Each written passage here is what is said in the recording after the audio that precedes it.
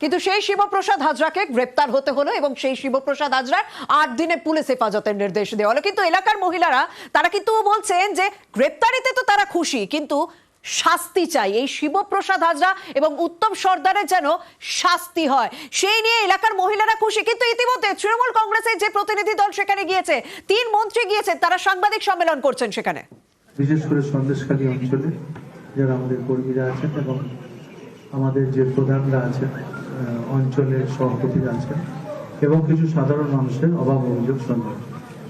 তা আমরা অভাব অভিযোগ শুনেছি এবং আমরা সেগুলো দেখছি, যেগুলো মানুষের অভাব অভিযোগ আছে। এছাড়া আমাদের কিছু ডেভেলপমেন্ট ওয়ার্কেরও কিছু কথা আমাদের কাছে কিছু মানুষ বলেছে, আমরা সেগুলো দেখে নিচ্ছি। সেগুলো যত তাড়াতাড়ি সম্ভব সেগুলো দ্রুততার সঙ্গে শেষ করা। এছাড়া আমাদের যে বিষয়টা হলো যে আমাদের 3 তারিখে যে মিটিং আমাদের হবে জনসভা, সেই মিটিংয়ের প্রস্তুতি আমরা করব। আমরা ইতিমধ্যে সমস্ত যারা অঞ্চল সভাপতি আছে আমাদের আজকে থেকে দায়িত্ব, বিশেষ করে সুকুমার মাহাতো আমাদের যিনি বিধায়ক 2 নম্বর ব্লকের, আমরা দায়িত্ব তাকে পার্টির পক্ষ থেকে তাকে দায়িত্ব দেওয়া হয়েছে। শিবপ্রসাদ হাজরার বিরুদ্ধে কি কোনো ব্যবস্থা নেওয়া হয়েছে? তাকে সরিয়ে দেওয়া হলো পদ থেকে? এক্ষুনি আমি বলি, শিবপ্রসাদ হাজরা সম্পর্কে এনকোয়ারি এখনো কমপ্লিট হয়নি। আমরা এনকোয়ারি হওয়ার পরে আপনাদের জানিয়ে দেবো কি হচ্ছে না। আপাতত দায়িত্ব সুকুমার মাহাতো এখন বিষয়টা সামলাবে। আর আমরা যেটা আমাদের যেটা বক্তব্য, এই পিরিয়ডে সুকুমার মাহাতো তিনি সবার সাথে আলোচনা করি। আর আমরা আবার আসবো সন্দেশখালীতে আমরা আসছি 26 তারিখে 3টের সময় আবার আসবো। কোথায় বসবেন? বসবো, বলে দেবো, আপনাদের জানিয়ে দেবো, আমরা বসবো। তাতে কি রিভিউ করা হবে? আমাদের রিভিউ হচ্ছে এবং আজকে যেটা আজ দিয়ে গেলাম সেইটা রিভিউ করবো আমরা, যে আগামী দিনে এসে রিভিউ করবো। আর আমাদের যারা কর্মীরা আছেন, মহিলারা আছেন, তারা বাড়ি বাড়ি গিয়ে মানুষের সাথে।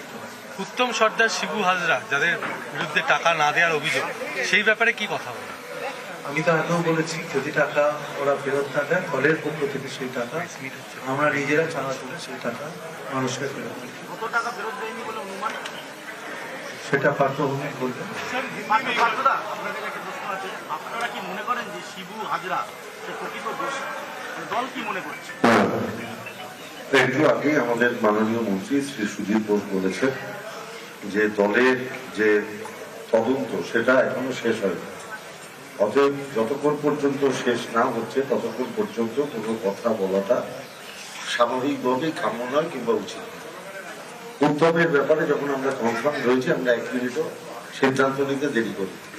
পার্থ চট্টোপাধ্যায় এত বড় বলছে, দল যখন বুঝেছে যে মানুষের সাথে যাওয়া উচিত, দল এক ফোঁটা সিদ্ধান্ত নিতে দেরি করে। এটা মমতা ব্যানার্জি তৃণমূল কংগ্রেস, ভারতীয় জনতা পার্টি নয়।